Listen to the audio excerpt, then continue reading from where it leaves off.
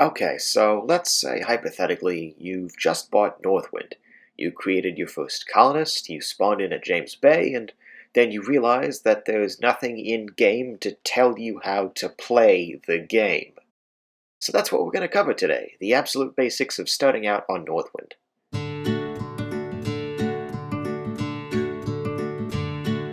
As a new player, the first thing you should do is join the Northwind Discord server. And no, I'm not just saying that to advertise. The Northwind Discord is basically fundamental to the game. This server facilitates the entire player economy. If you need to have something, this is basically where you go to get it. But keep in mind that a lot of new player items are actually sold here because they're very easy to get in the first place and worth basically nothing. The Northwind Discord also has a helpful Q&A channel and a channel that logs every update, which is handy. I'll link the Discord server in the description.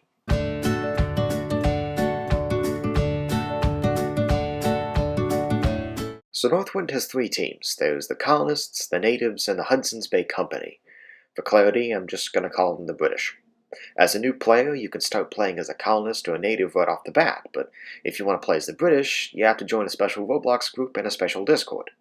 Now, this is a complicated process and it would take a whole different video to explain fully. But for now, though, know this. The British operates like other Roblox military groups, with ranks and in-game events. If you want to join, you have to be okay with taking orders, and you have to be okay with not playing on any other team. Now it's time to move on to the colonists. This is the hardest of the three teams starting out. However, it's the most fulfilling Northwind experience, and so this is where I recommend you start. As a colonist, your leveling system is known as professions. The more professions you level up, the more different types of trees and metals and animals you can collect and craft with. Now, colonists start with nothing, and they basically have to work for everything. As a trade-off, they get access to every feature Northwind has to offer, unlike natives. So lastly, let's talk about natives. Starting out, natives have it easier. They don't get professions at all. They can chop every tree and skin every animal. As a trade-off, they can only collect about 9 of each type every 24 hours. So, hypothetically, as a native, I could kill 9 bears a day, whereas if I were a colonist, I could kill unlimited bears once I had the specific profession level. That's the trade-off.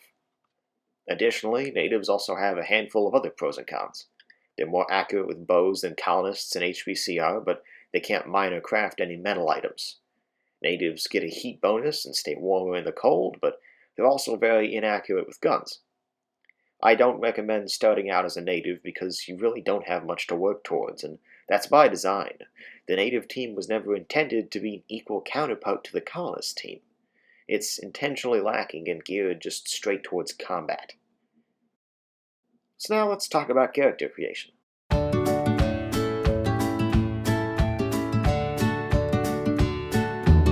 When creating your character, you get a base template that's randomly generated like this. You can then choose between male and female. If you choose female, you'll get a more feminine facial expression and female hair. If you stick with men, you get a male expression and male hair. Next, you choose your trait. Which do you pick? It doesn't matter at all. They make no difference. I think this is an unfinished feature because all you can do with it is put it over your head as a title, which we'll get to later. Skin color, eye color, hair, and hair color are all customizable, as well as scars, clothing, body width, and body height. Keep in mind, if you change your body width and height, it will not show up on your character to the right. You'll have no idea how fat you've made yourself until you finish your customization and enter the game. And at that point, your morbid obesity can only be reversed with 800 ducats. So, word of advice, do it right the first time and keep your body width around here. Well, unless you want to be huge, I don't know, your call. Oh, and don't name yourself after porn stars or use names like Barry McCockner and Bendover, because you'll get banned very quickly for that.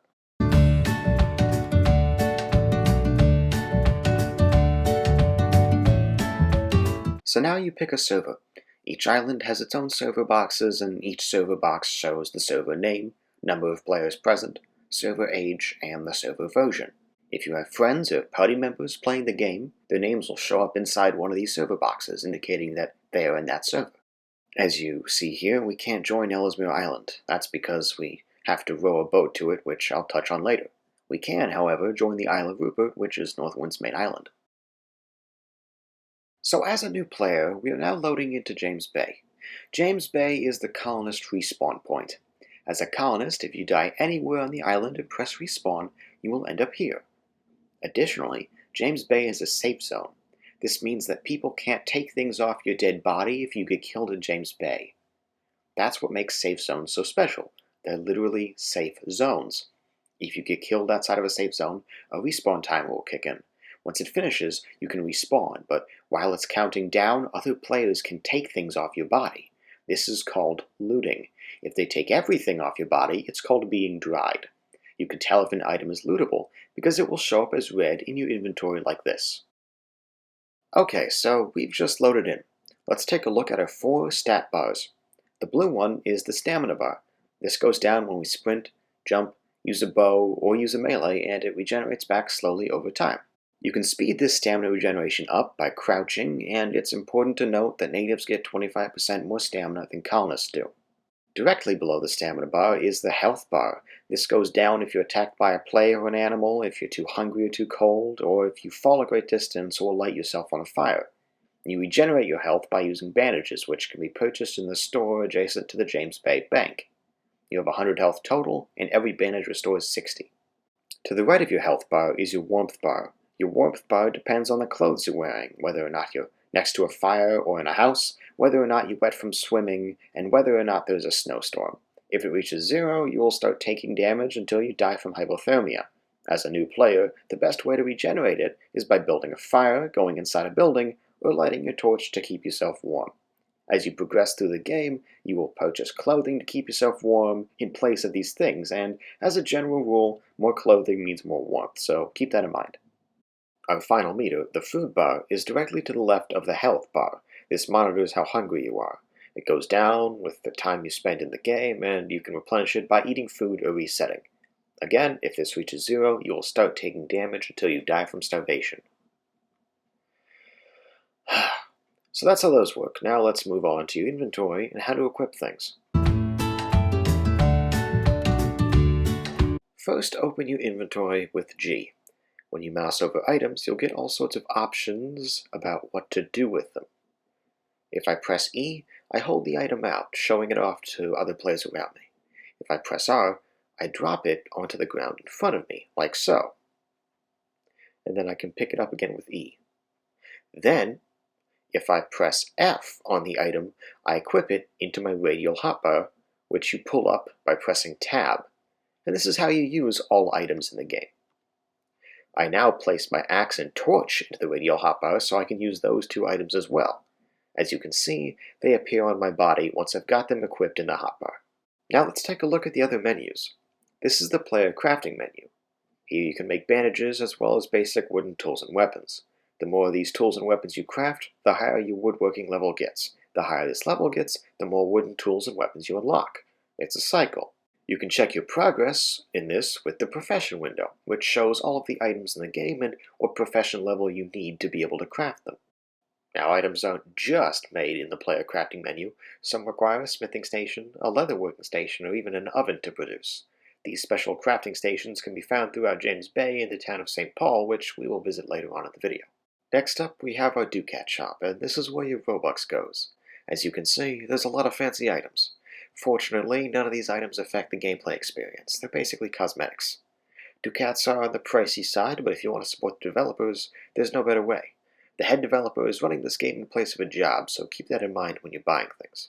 Also, if you want to completely redo your character, this is the place for that. The next menu is the house menu, and this only works on Ellesmere. This is how you spawn and despawn your houses, but as a new player, this is a ways off and I really wouldn't worry about it. The final menu of these top ones is the server menu, which lets you switch between servers. And then we've got our emote menu with Z, and our building menu with Alt. The building menu looks a bit barren right now. More things will be unlocked in this menu as you level up your building profession. This is where you'll later make items like a campfire and spit to cook meat, as well as sled chests to carry things around, and even houses eventually.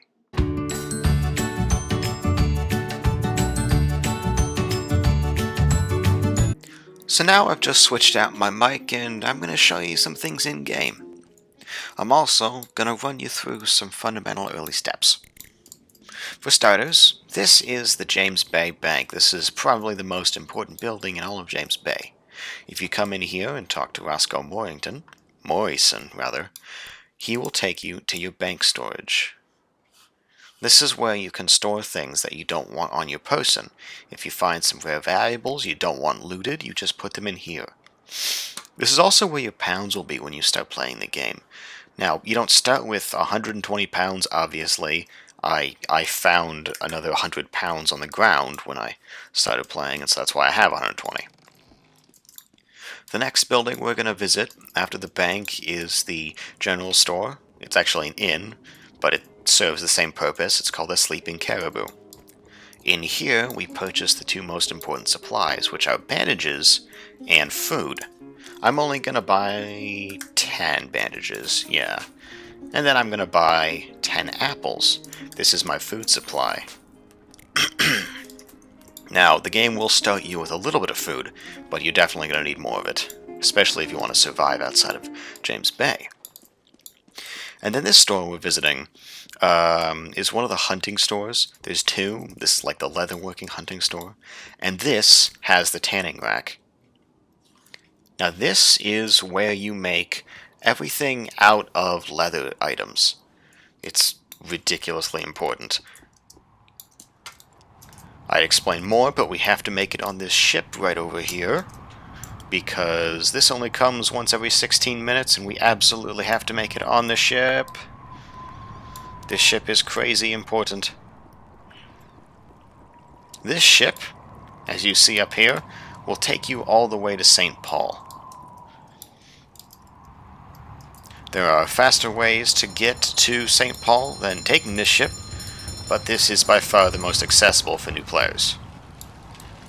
Unfortunately, we might actually freeze to death before we get to St. Paul because a blizzard set in.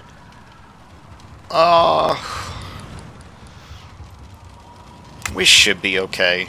We're going to take a lot of damage, but there's not a whole lot I can do about that, unfortunately.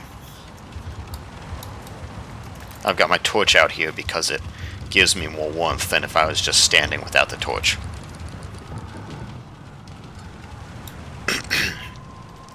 So yeah, this boat ride will take us over to St. Paul. Eventually. The boat ride slows down significantly with storms. Oh, that's interesting. They gave the captain a cloak. Yeah. So as you see, I am now freezing, so I'm going to take a little bit of damage here. The freezing damage is so slow that I should be able to outlast the storm. All I'm going to have to do is bandage every couple minutes or so. I should be okay. Once the storm goes away, obviously, we'll be able to warm up. Yeah, there we go, see? The storm is gone. I'm going to bandage just in a second here because sometimes storms have a nasty habit of coming back a second after they disperse. Over here you see some flax plants. We'll come back to those later, don't worry. Those are very important for a lot of things. And while I'm on my boat ride, I'm going to do some interesting stuff with my inventory. For example, I'm going to start binding things to special positions in my radial hopper. Now typically, I put my bandages at the bottom, and I put my weapons in these three slots here, my primary, my secondary, and my melee. But obviously, I don't have those because I'm a new player. So, for now, that'll have to do. Oh shit, I messed that up. That'll have to do. This is what we'll have for the current, for now, at least. I'm gonna sit here and get my warmth up.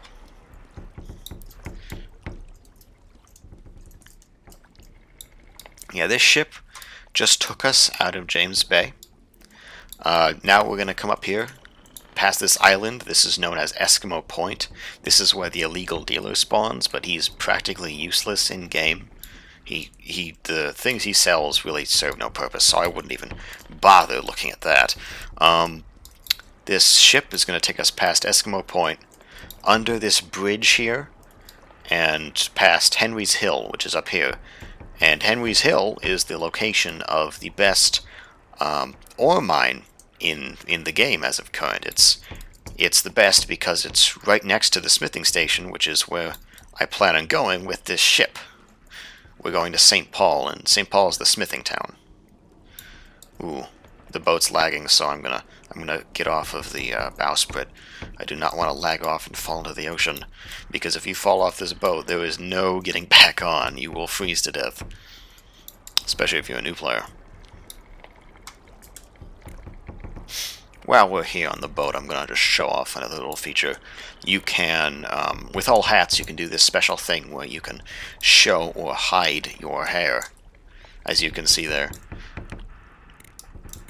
Just a little detail I really like. You can do the same thing with capes.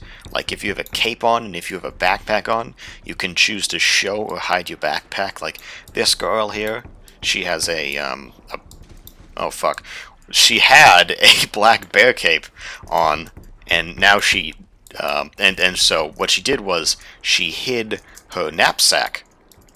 And so you can't see the knapsack despite the fact that she has it on. And knapsacks are essentially Northwind's storage space, like enhancement. Like, so if I need more inventory space, I get a knapsack. And you can make them by killing off the animal that would, give you a knapsack. But frequently people just buy them in the market channel. That's really what most people do. Not a lot of people hunt anymore for just, pelts in general. Because there are some people that do, but the people who do it a lot, and they pretty much cover it for everyone else. There's like, I don't know, I'd say maybe 30, 40 people who just like farm pelts non-stop all day, 24/7, and they sell enough to pretty much keep everyone supplied. The other thing is, this is a pretty old player base. Like, most of the people playing this game have been playing this game for months, and so pretty much everyone has everything already, which, yeah, so not especially new player friendly. This game, we love to help new players, right?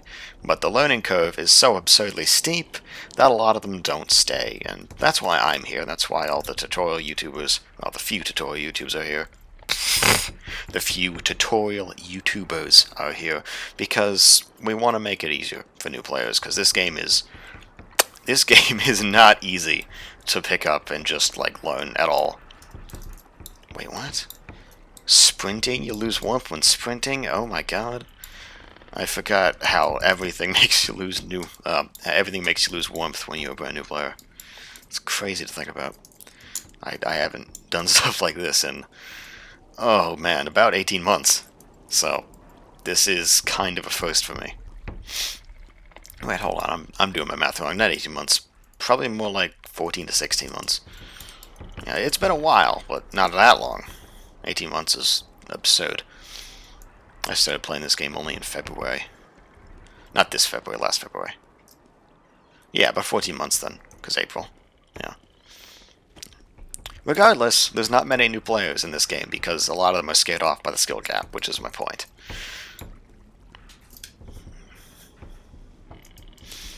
Oh, fun fact. We're going over to St. Paul to pick up what's called a pickaxe, which is the other like basic tool you need, and you need it for mining all types of rocks as well as ores. There is a special variants of the axe and pickaxe called the Superior Axe and Superior Pickaxe, and those you get through tiered contracts, which I cover in a different video. We're not going to touch that because that's absurdly complicated as well, but just so you know, there are better variants of the tools we have currently. Oh, there's a dead beaver right there. It's kind of interesting. The boat is lagging like a mother. Wow. Whew. I don't know if that's my connection or if that's the boat just being the way the boat is, because the boat is kind of problematic and a little bit broken. Oh, okay, so it's my connection. Damn it. One time, I got on the boat by jumping off of a cliff face, and I sunk the boat by landing on it. So it's a little bit tedious getting on this thing. And this boat is a little bit of a mess. Oh well. Yeah, so we're coming up on St. Paul. You might have seen a building up there. You see over here, this is the criminal warehouse, which serves a very different purpose to what we're doing today.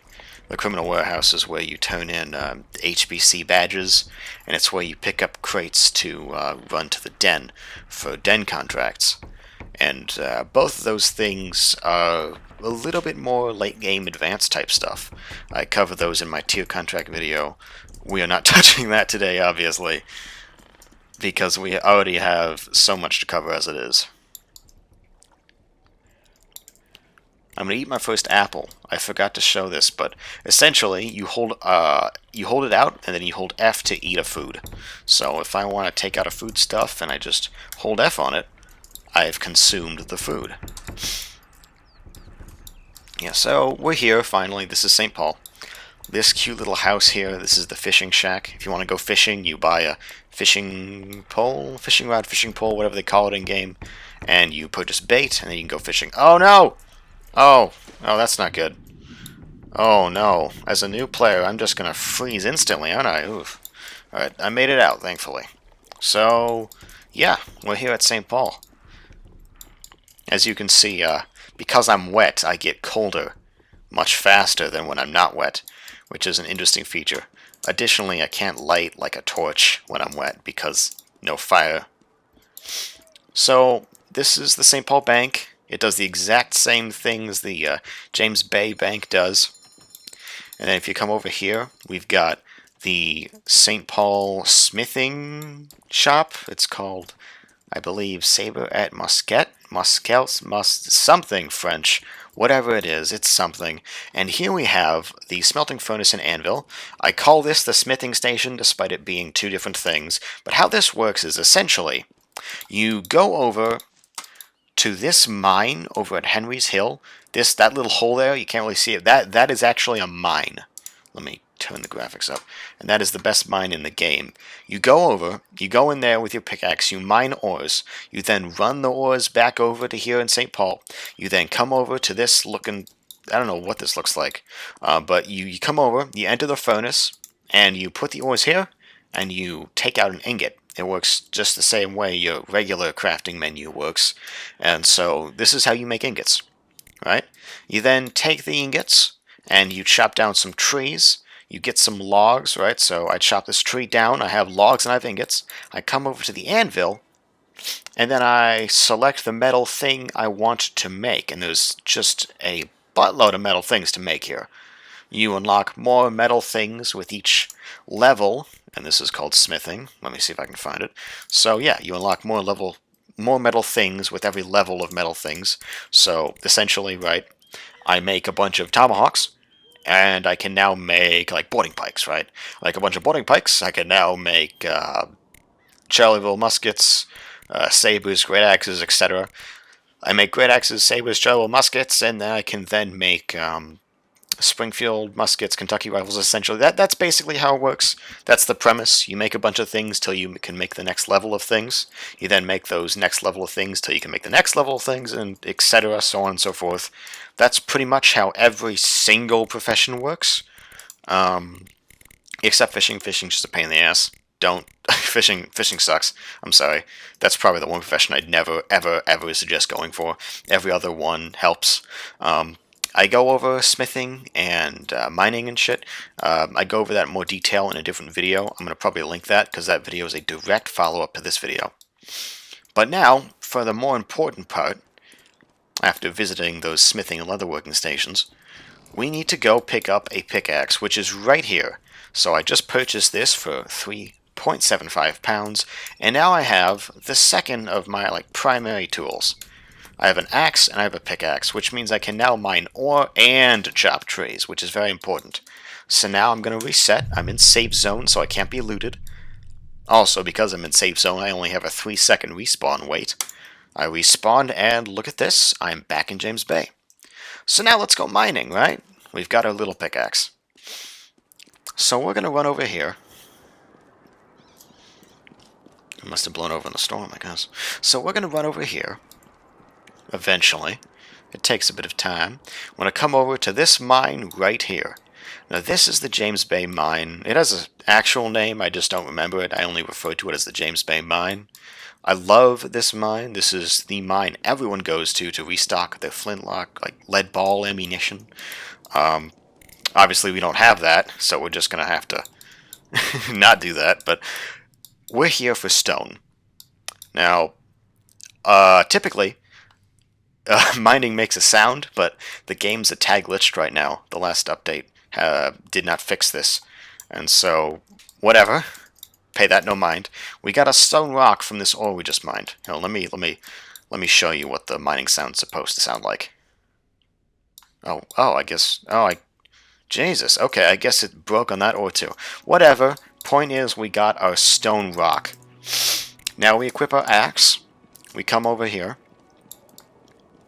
Well, let's get this tree. Yeah, we're gonna come over. We're gonna chop this tree down. There's another new player doing the exact same things I'm doing. That's adorable. I'm going to cut this tree down. It'll take 10 swings, just like it takes 10 swings on a rock in there. So now we have our pine logs. Now we open this with C. This is our crafting menu. Where's the stone knife? This is the stone knife. Wait. Oh, I need string, right. So we're essentially trying to make a stone knife, and this will enable us to do hunting procedures. And once you have a knife, you can skin the animals you kill. So we're going to run down here. Remember I said flax were important earlier? Well, now we're going to see why. So flax leaves can be made into bandages and fiber string, both of which are very important. So I'm going to break 2 flax plants down just to show you this. That's one. Chem to papa. And here's the second one. So if I wanted to make a bandage, I would make fiber cloth out of my flax plant. As you see, I've just made 1 fiber cloth. I can now make 1 bandage out of my flax plant, and that's how natives make bandages. Colonists can just buy them, but natives are SOL in that regard, so natives have to make them like that. I can also make a fiber string with my flax leaves, right, from the flax plant, and now I can make a stone knife. Look at that. Isn't that freaking awesome? So now I have a stone knife, and fortunately this can be lootable. This can be looted off my person. If I get killed outside a safe zone, someone can take my stone knife, which is a shame, right? But thankfully it's pretty easy to make, as you just saw. That was a very fast process once I got my stone pickaxe. So now what we're going to do is create ourselves a bow, because we can't just survive on stone knife alone. We need something to kill rabbits, and so... Oh, actually, look at that. Look at that new player hunting. See, he's doing what we're about to do. Point is, we need a basic weapon for self-defense, and I'll be honest, bows kind of suck in combat. Even the better ones kind of suck in combat versus guns. But new players use what new players have. So, we've got to make do. Alright, so I've got my flax. Got my flax. I'm going to make 3 fiber string out of them. Now I'm going to take my axe. I'm going to chop down more trees. Look at this. Come on. We're going to make a lot of things out of this. Just, come on. Alright, I'm Novice Woodcutter. Look at that. So, let's just do a little head count here. Okay, 4 and 3. I think I need 6 at least. Hold on. Okay, 4 and 3. So I can make a hunting bow, but I just can't make the quiver. So this is the hunting bow, you know. Got my fiber string. Got my wood for the hunting bow physically. And we've just crafted it. Oh, it made me a novice woodworker. Look at that. I believe... Oh, let's look at the professions. Now that I am a novice woodcutter... Wait, no, not woodcutter, woodworker, yes. Now that I'm a novice, I can make these things. I can make a stone arrow, a stone spear, a short bow, a maple log, and a maple plank. Well, I can break that down. I can't make it physically. The point is, right, because I have just unlocked novice woodcutting, I now have access to a couple more things in this menu. I can make the short bow now, which I couldn't make prior. But, more importantly, we have to finish up what we were doing, because I'm now going to make myself a quiver and arrows, which, honestly, is better than the short bow anyway, because the short bow is doggy. So, do not go for a short bow. Take my advice. They have no purpose. The long bow has some purpose. The hunting bow has a tiny bit of purpose. The short bow is useless. Don't let anybody tell you different. Okay, so we're going to make 4 wood arrows, and a quiver, which is a fiber string, and 3 wood logs. So now I have a lot of things in my inventory. I have a quiver, some wood arrows, and a hunting bow. I will equip my hunting bow, and I will equip my quiver. Very important you do both of these steps, otherwise you won't be able to use your weapons. As you can see, we know it's equipped because I have them on my body. So now I'm going to unbind all these things. So typically my ranged weapon is right here at the 2 slot. My bands, actually typically my bands are not even in this radial hopper at all, but for the sake of the video I'm going to put them there because this is what most people do.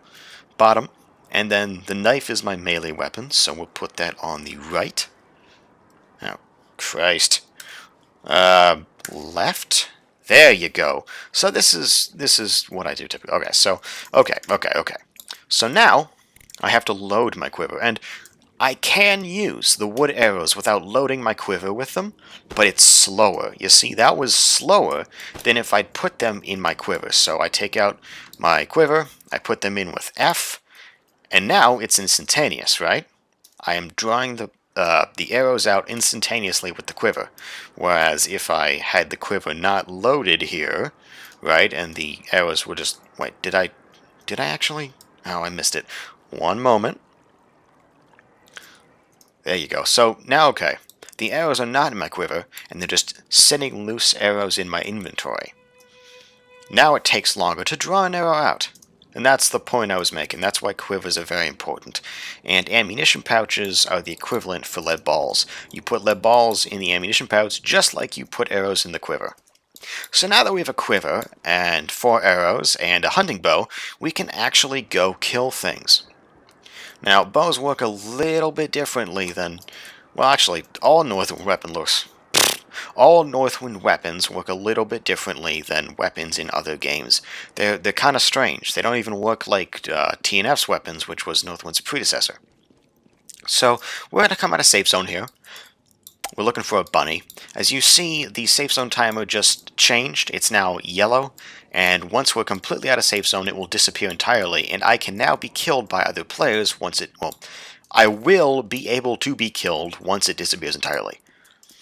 And then they can loot me, which is not good. It's no bueno. And they'll be able to take all the red things in my inventory. So, here's our bunny. Let's do this quickly before those guys I saw in safe zone catch up with me. There's the bunny. Actually, I want to show off how this whole drawing animation works. So, I aim with my right mouse button. I hold down my left mouse button to draw the arrow. And I then release the left mouse button to fire. And because I shot the bunny in the head, it did more damage than if I shot it in the body, and that killed it instantly. Bunnies have 45 HP. I think one day I'm going to do a video on animal stats, but I'll save that for a later time. So now I'm skinning it. I hold the left mouse button on the animal with my knife out. And now the rabbit is, well, it's skinned. Yeah, and so I have meat from the rabbit, and I have its pelt, as you can see. And the pelt is what we wanted, because you can make things out of the pelt. You can also cook and eat the meat, which is actually what I use for food on my main account. This is obviously not my main account. But that's also a different topic we're going to table for another time. So I'm going to run back into safe zone here, just for safety, right? Oh, out of stamina. Whenever you run out of stamina, I suggest you crouch because it'll regen your stamina faster. So now we're in safe zone. I could just walk down there, but I'm just going to reset because it takes less time.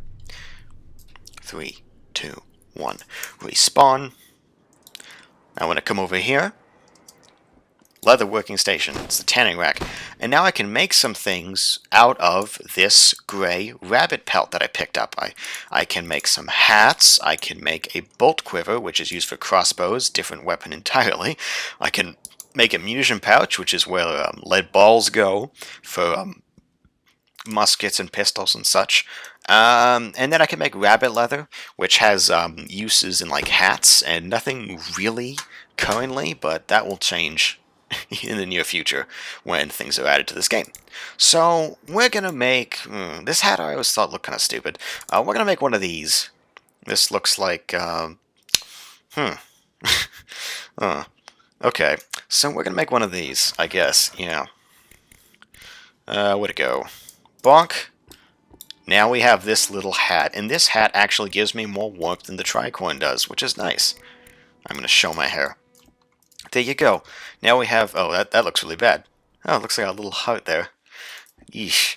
Alright, so yeah, now we have a hat. Point is, we have successfully decreased our warmth by a little bit because we are now wearing a slightly better hat. And that's what pelts do. We just killed a rabbit. I believe if you kill 2 rabbits, you rank up novice hunting, and once you've done that, you can kill foxes and deer, which is the next step, and it's really important to do that because when you kill deer, you can make a kilt. But that's the basic idea. You go out, kill animals, skin animal, bring pelt back here, make something out of the pelt, wear that something, and then repeat the process until you rank up, and then you can kill the next animal. And so that's the basic idea with the tanning rack. The other thing I wanted to show you, I've got this and one more thing to show, just basic stuff before we sign off.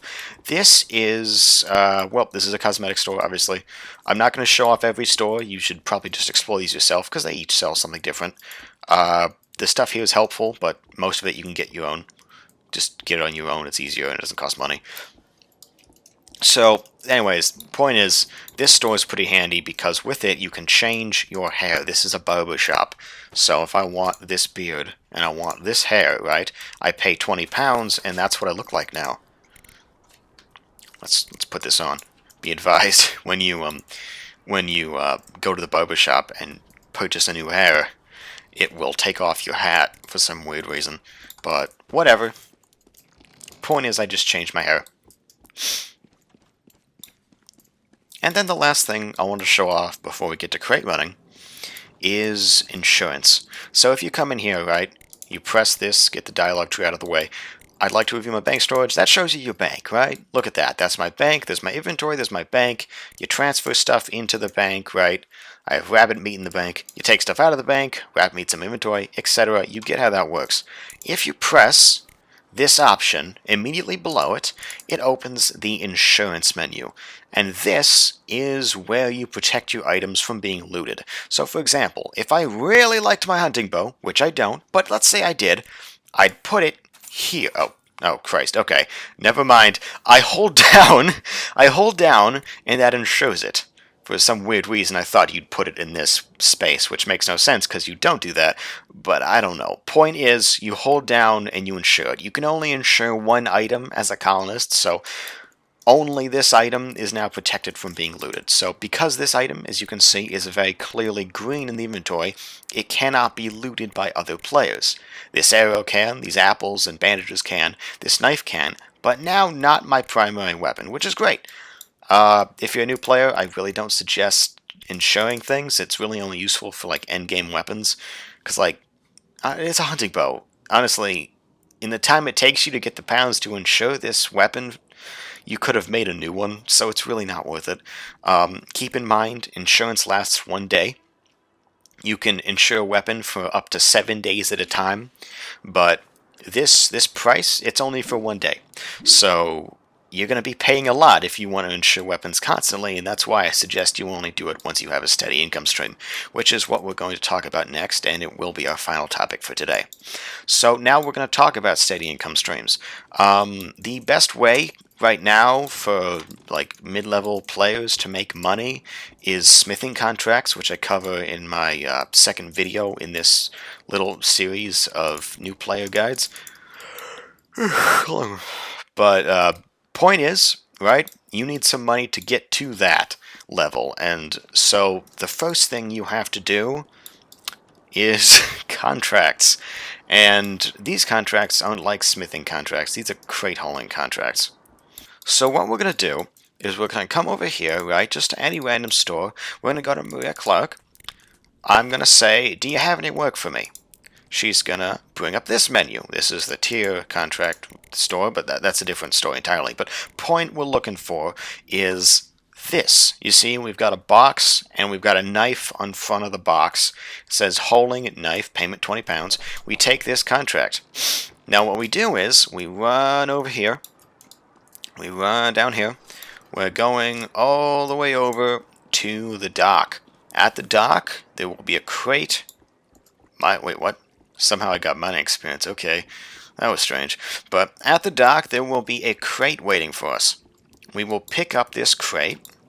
and it will give us some petty cash when we turn it in. We've got our crate. We bring the knife supplies over. Slowly, mind you. We're bringing our crate over here. This is crate running, by the way. It sucks. If you have to, I don't ever recommend doing this beyond the early game. Uh, it's a terrible strategy, but it works for new players, you know. So I can't diss it too hard, but it sucks for late game. All right. So, anyways, we come over here. Do you have any work for me? Take a look. We turn it in just like that, and we get a little tier XP, which is it'll unlock things later on the line. I don't suggest worrying about that. That takes a lot longer, and it's another thing we cannot cover today because we just don't have the time. The point is, right, we just turned this in and we got 15 pounds. It cost 5 pounds to purchase it, and we made 20 pounds from it, so 15 pounds profit. Additionally, right, we see some other contracts that don't require you to purchase a crate, right? We can make those trapper hats, like the ones we saw over here with the tanning rack earlier, or we can make ammunition pouches. They work just as well for money, you know, but you do have to find 3 rabbits, so will take a lot longer than just crate running. So, for early stuff, you know, if you need money, I suggest crate running. There are definitely better ways to do it later on when you need more money, but this is how I suggest you start. And every single shop has crates you can purchase. In fact, when you get better at building, right, when you press Alt and you've got your building menu, when you unlock more stuff by building this stuff here, it'll unlock more things. You can unlock a special sled that's specifically for crate running, and so you can move 3 crates at a time, which is pretty handy. But yeah, that's until you get to smithing. So yeah, this video was a bit of a long boy. As you can see, Northwind is a very intricate game, and I covered the new player experience as best I could, but I'm sure I still missed some things. Linked in the video description is the Northwind Discord server, as well as a follow-up video to this one. The follow-up video describes what you should do after getting your bearings in Northwind. And lastly, if you know any, I encourage you to share this video with new players. If you have any additional questions, I'll be happy to answer them in the comments section. Thank you.